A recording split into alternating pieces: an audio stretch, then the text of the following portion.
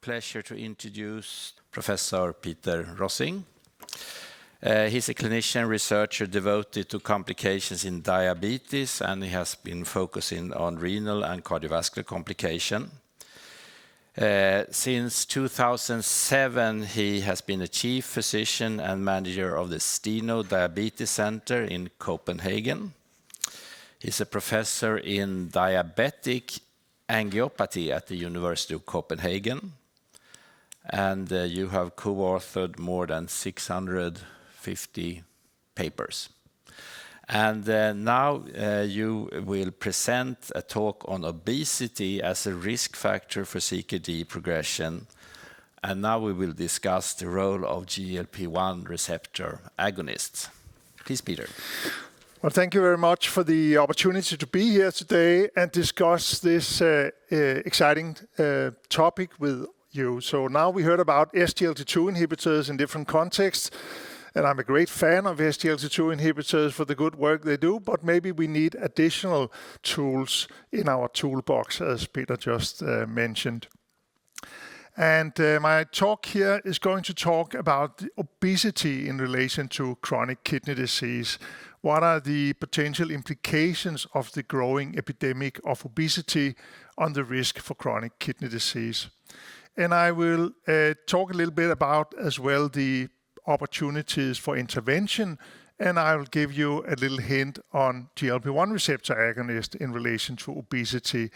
And later today, I'll discuss more in relation to diabetes and chronic kidney disease with SGLT2 as well as GLP-1. But first, my disclosures. I worked with different companies in relation to different clinical trials, trying to sort out how we can prevent progression of chronic kidney disease. But the topic for this talk is about obesity. And although chronic kidney disease is an epidemic growing around the world, obesity is an even bigger problem or an even more prevalent problem. And these are estimates a few years ago saying that by 2030, 1 billion people would live with obesity in the world. So that's just around the corner. And actually, these numbers were recently updated, suggesting that 1.5 billion people would live with obesity.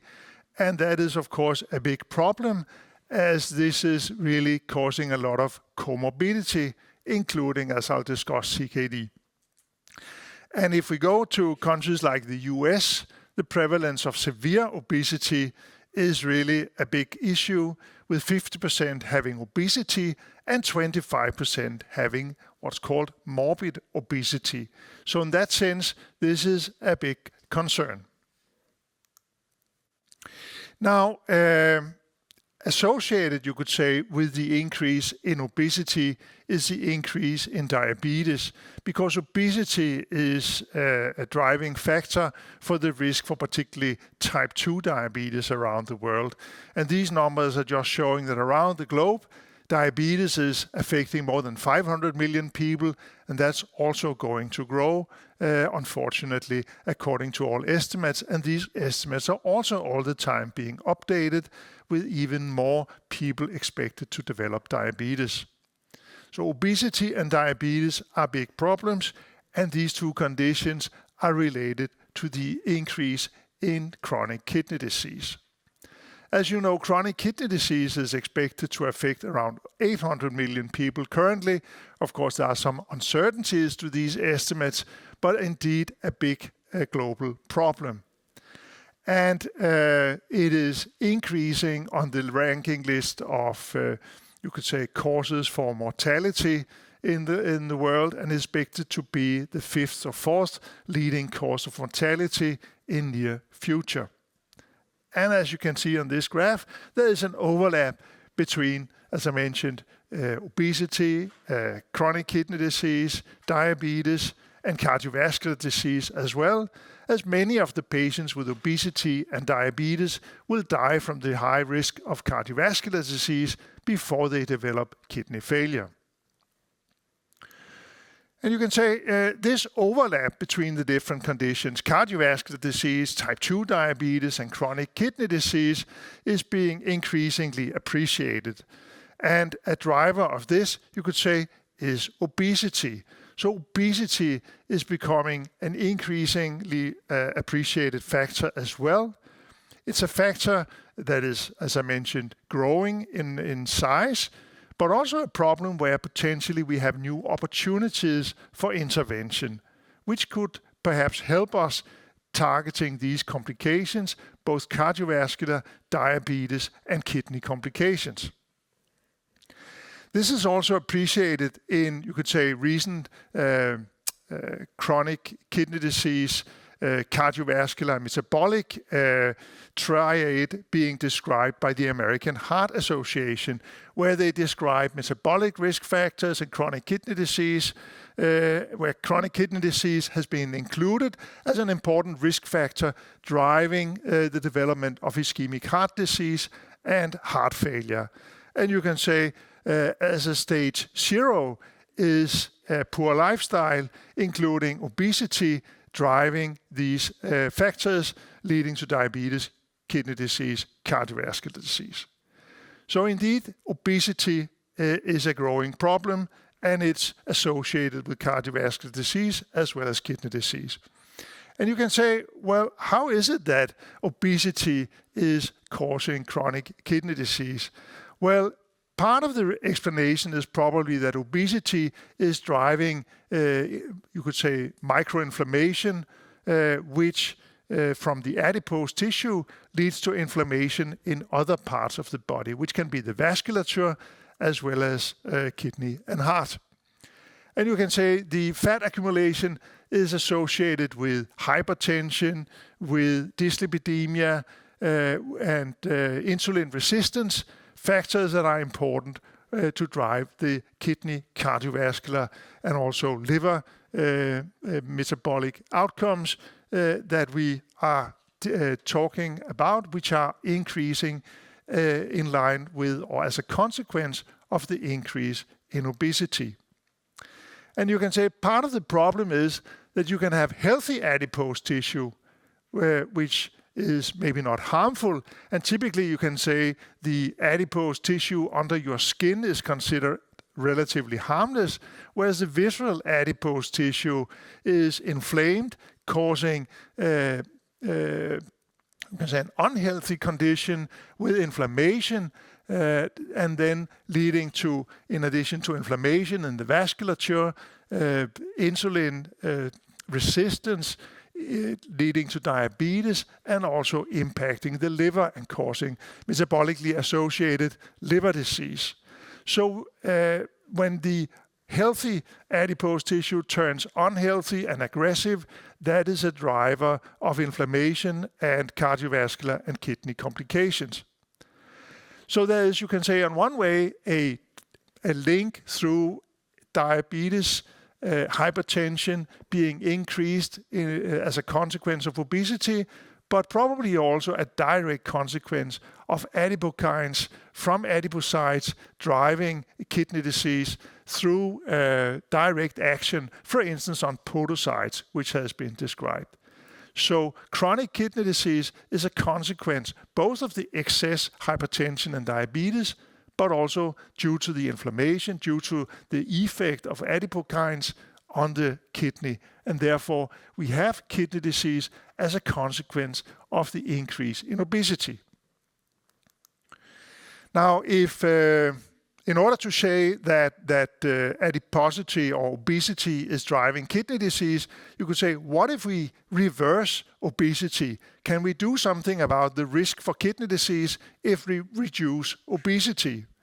And actually, as I'll demonstrate, there are a lot of different interventions that have been reducing obesity and that has had a beneficial impact on kidney disease.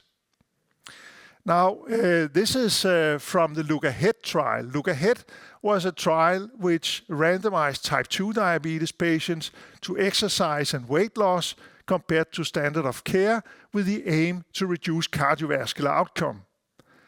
And although this was a large trial and a long trial, it actually failed in showing the benefit of lifestyle intervention with weight loss and physical activity on the cardiovascular outcomes.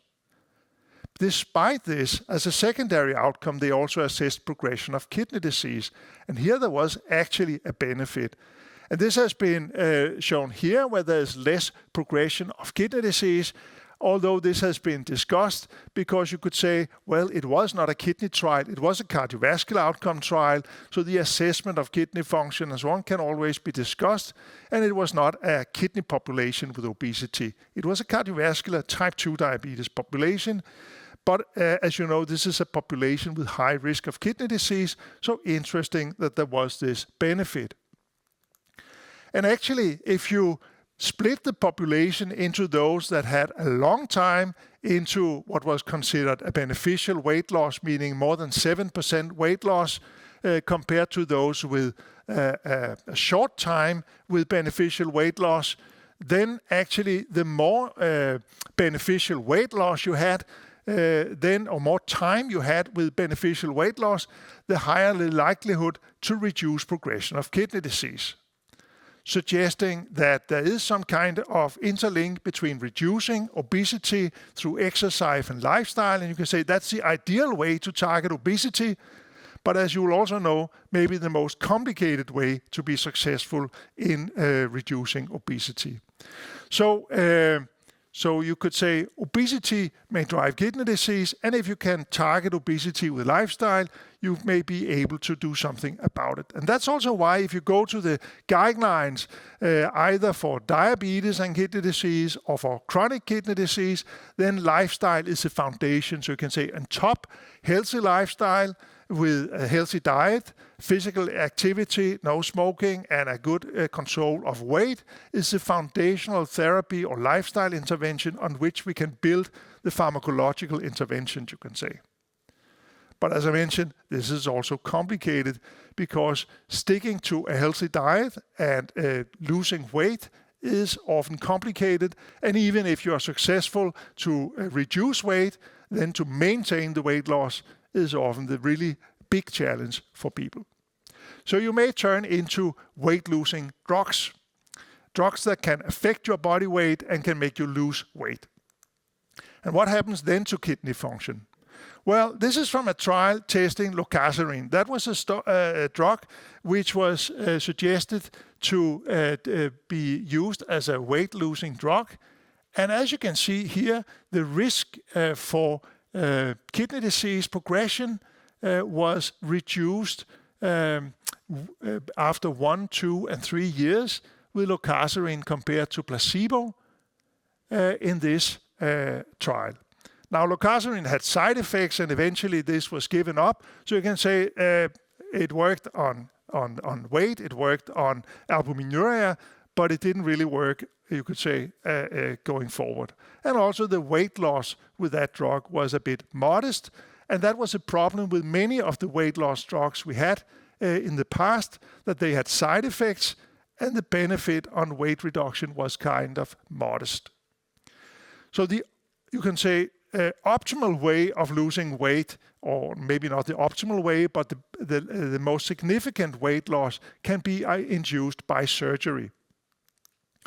So if you look at the weight loss you can obtain with metabolic surgery or bariatric surgery in different ways, then you can see here from a study from Italy that you can obtain a weight loss of approximately 30 kilos with surgery compared to the control group.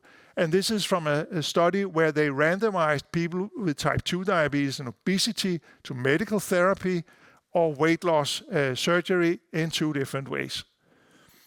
And as you can see, they improved glycemic control and they had this significant weight loss. Now, what happens to the kidney function when you induce a weight loss of 30 kilos by bariatric surgery?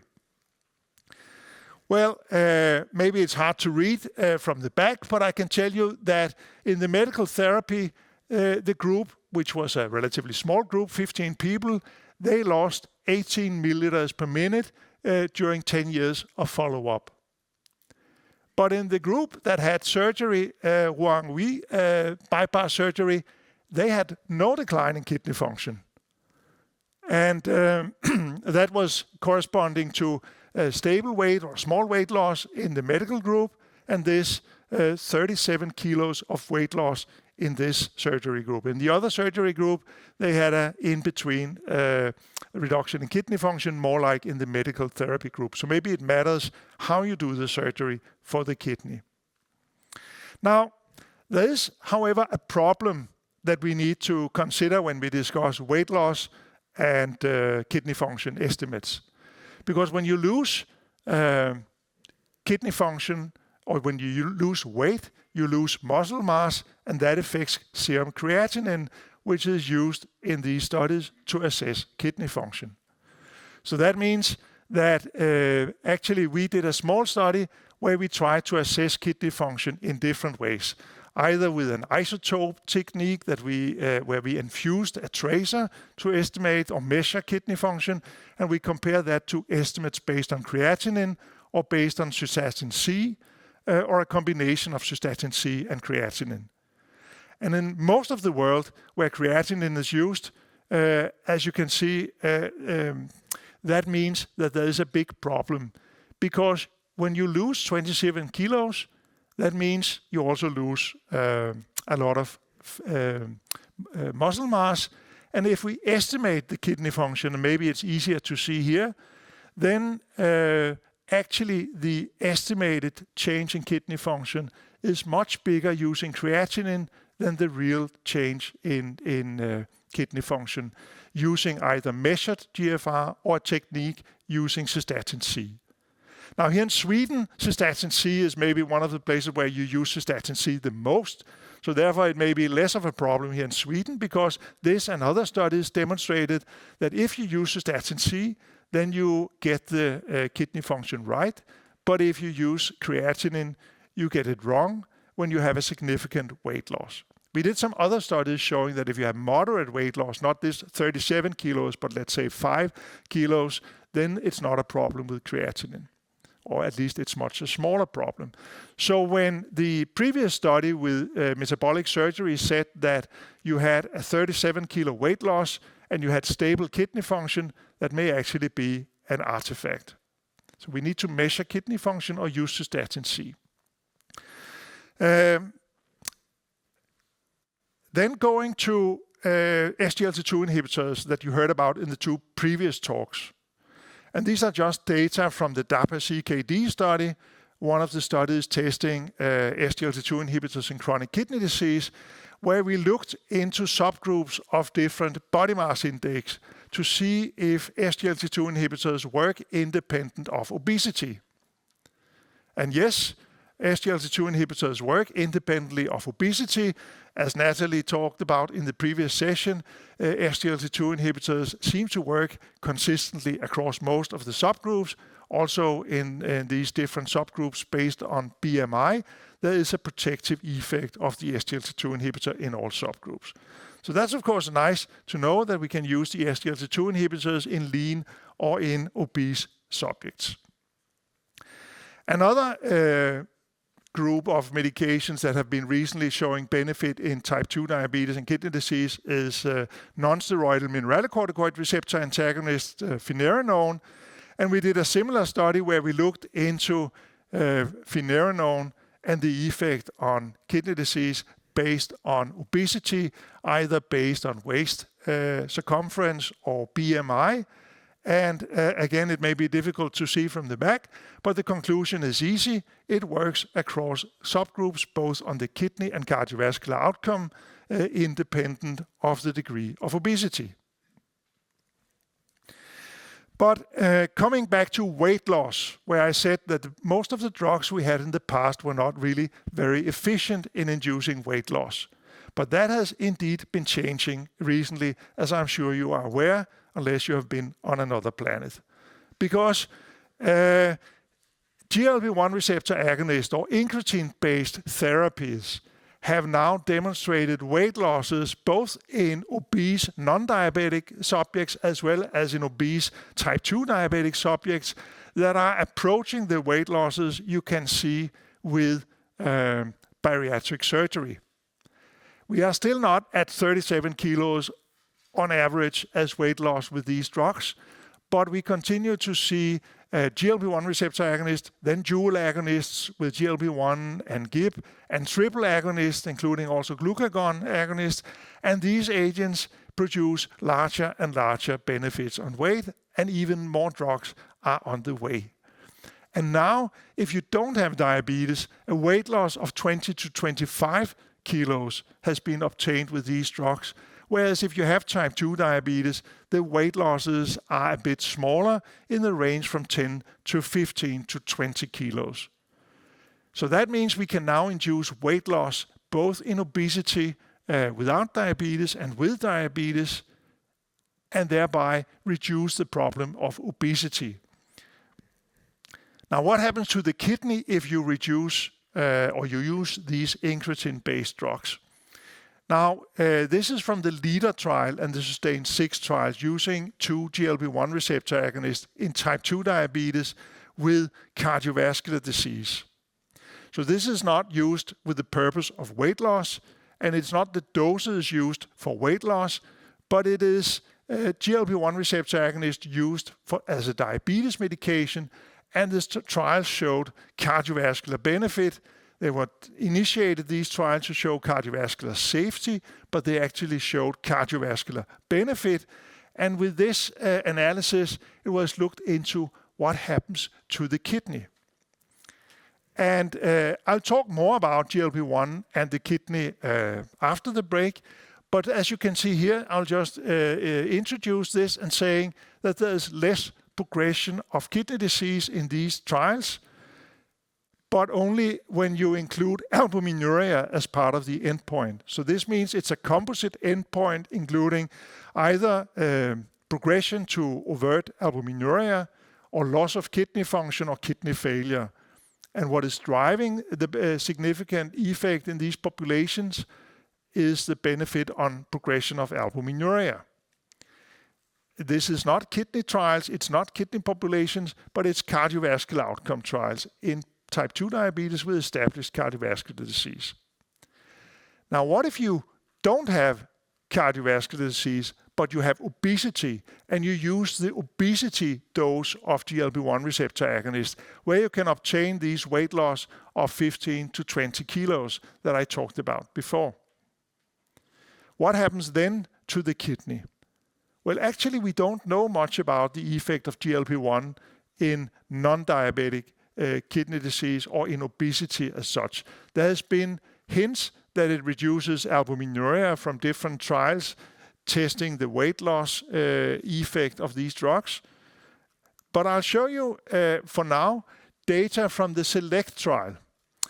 And I'll not show you more than this, and you can say that's not a lot.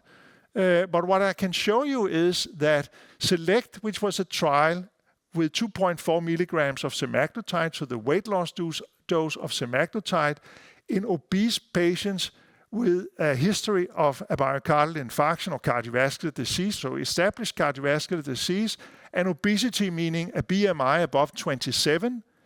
In this population, the primary outcome was a cardiovascular outcome, and that was significantly reduced.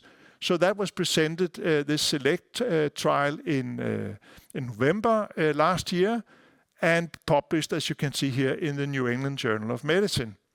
So that was a success for the cardiovascular outcome. But in addition, it demonstrated that there was also a benefit on a nephropathy outcome favoring semaglutide. Now, that's again an outcome including albuminuria. But we will get more data during the coming ERA conference here, where SELECT will present data on the subgroup with kidney disease. It's a large trial. It's approximately 17,000 patients that were included in this trial with obesity. And that means more than 3,000 individuals in this trial had obesity and chronic kidney disease.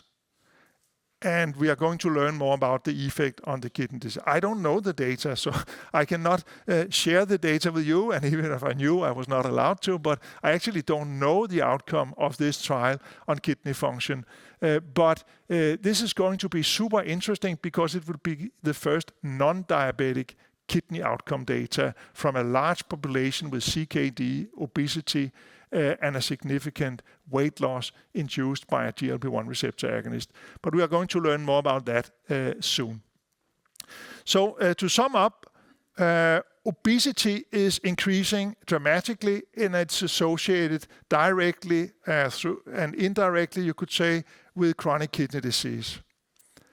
And I've demonstrated that in several ways you can reduce weight, and that improves measures of chronic kidney disease, albuminuria, or progression of kidney disease. But be aware how you measure kidney disease when you assess this, and that's also going to be an issue in SELECT and other trials. And also, as I mentioned, that in addition to the effect on kidney function, there has been benefits on albuminuria, which we usually consider a surrogate for something good for the kidney and for the heart. But we have to be patient and wait for more data. They will come in the next couple of days. So with this, thank you very much for your attention.